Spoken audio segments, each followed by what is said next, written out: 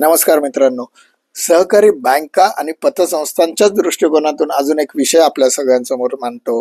सहकारी बँका व पतसंस्था या आपल्या ग्राहकांना ॲडिशनल सेवा देत असताना अनेक वेगवेगळ्या पद्धतीमध्ये जास्तीत जास्त सेवा देत असताना आपल्याला ॲडिशनल इन्कम, ज्याला थर्ड पार्टी इन्कम मॅनेजमेंट असं म्हटलं जातो, ते का करत नाही? त्यासाठी सहकारी बँका, सहकारी पतसंस्था यांना एकत्रीकरण करून वेगवेगळे ऑप्शन्स आहेत की ज्याच्यामध्ये बँकिंग व्यवहाराव्यतिरिक्त सहकारी बँकांना, पतसंस्थांना उत्पन्न मिळू शकतो.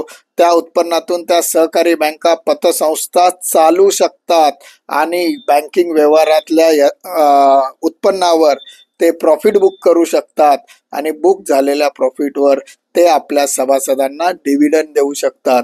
यासाठी थर्ड पार्टी बिझनेस ॲडमिनिस्ट्रेशन, मग त्याच्यामध्ये विमा असतील, म्युच्युअल फंड असतील, पॅन कार्ड्स असतील, लाईट बिल असतील, हे करणारे अनेक लोक आहेत. परंतु अनफॉर्च्युनेटली, स्पष्टपणे सांगायचं झालं तर ते योग्य पद्धतीत केलं जात नाही.